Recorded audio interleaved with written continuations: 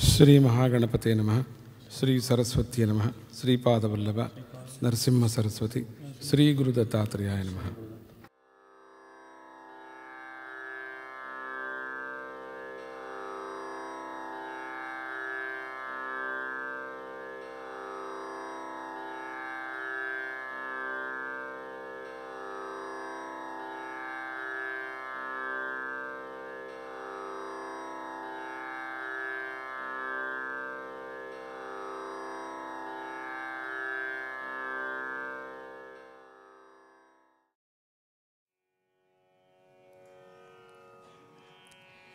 Dattatreya Samarambha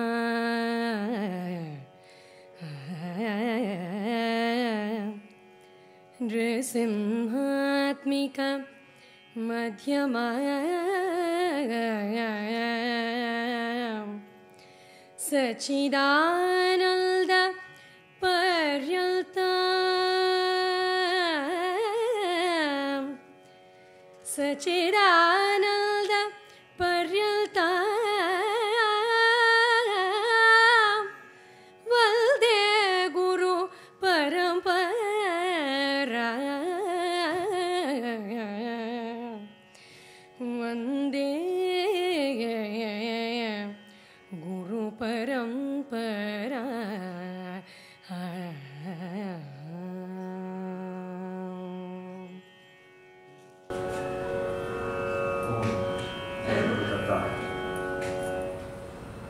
With Swamiji's blessing, tonight I want to explain a little thing about I know about the aspect of Laya's contribution to the Nada.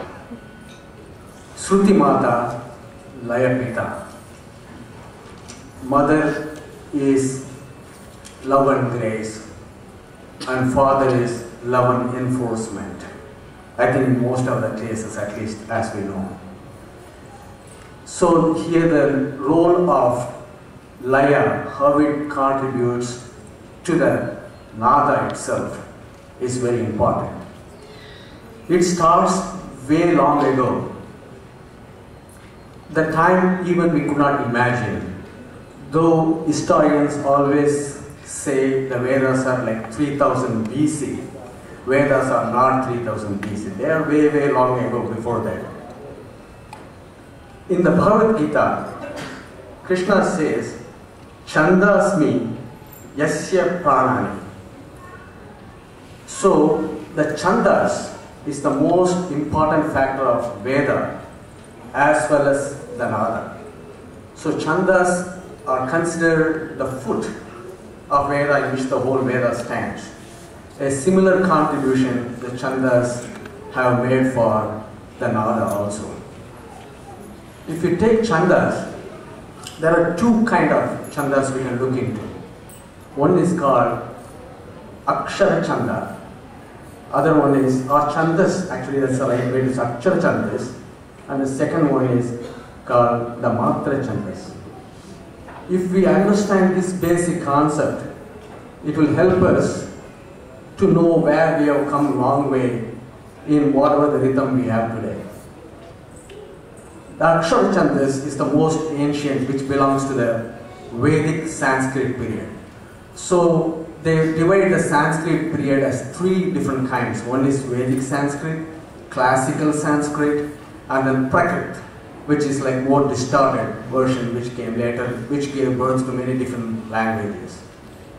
So this Akshara Chanda was so important. For instance, if you take the word Rama, in Akshara Chanda, the value will be two matras. Matra means you can think that as a division, Rama.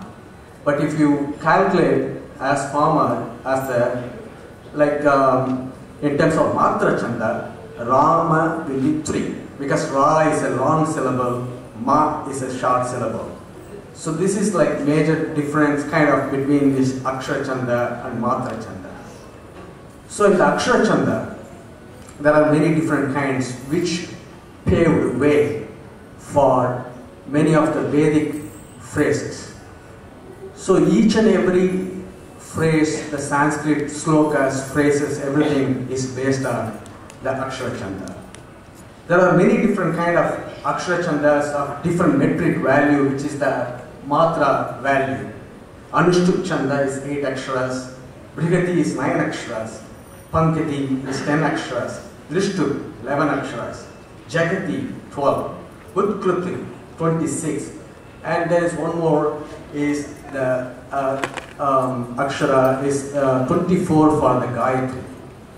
In fact, when we recite the Gayatri mantra, we always, when we recite a mantra, you do 3 processes. You say which Rishi it is, and then which Devata it is, and which Chandam it is, which Chandas it belongs to. So it's like every time you do a mantra, you are giving the meter in which the mantra is going to be recited. That is a very important aspect of reciting mantras, every time.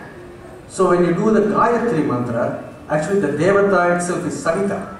But we tell Gayatri mantra because it is 24 aksharas in the meter. So we say that mantra, and the mantra itself has got the name of the meter itself. So that is the most important aspect of the Akshara Chandas.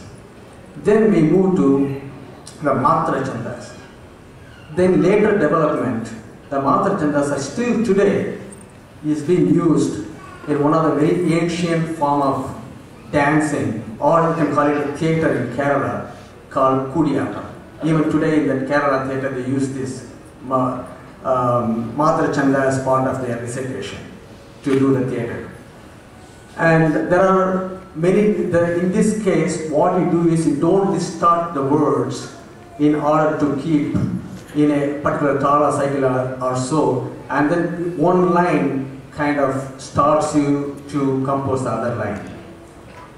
When we talk about compositions, the most important aspect is, but today we see in this modern world, in our university at least I can say, we write grants to write composition. So you get the money first, and then you think you go and sit in a beautiful place and think you will write the composition. But that is not the way how our people composed before, because they were in entirety. They had the whole knowledge.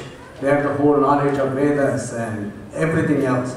So the bhakti and all this movement is the one which made them to compose different compositions. Now I will take for example, I will take one of like a 16th century composers. His name is Arunagirinatha. He is known for writing like a lot of composition on Lord Shanmuga or Muruga, he said. And this is a classic example of the Matra Chanda.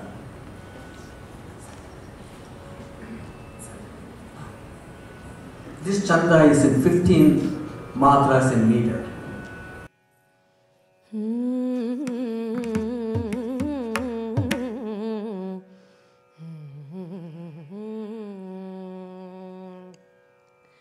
Sandadam banda todarale 1, 2, 3, 4, 5. Sandadam 1, 2, 3, 4, 5. 1, 2, 3, 4. 1, 2, 3, 4, 5, 6, 7, 8, 9, 10, 11, 12, 13, 14, 15. 1, 2, 3, 4, 5, 6, 7, 8, 9, 10, 11, 12, 13, 14, 15.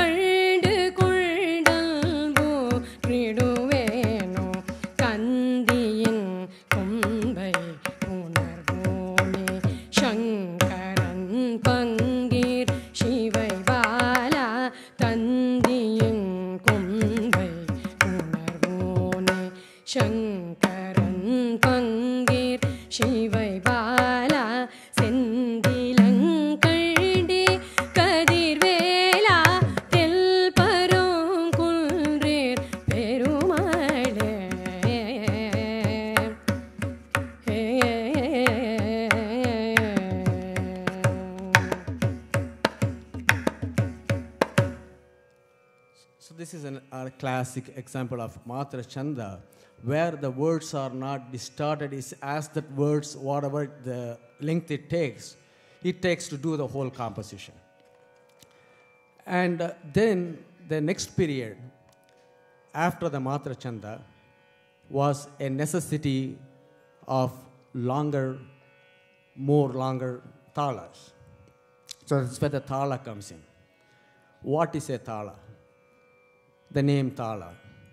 Tal, we all know, either in Sanskrit, Hindi, even in Tamil, tar means lock. Time is infinity.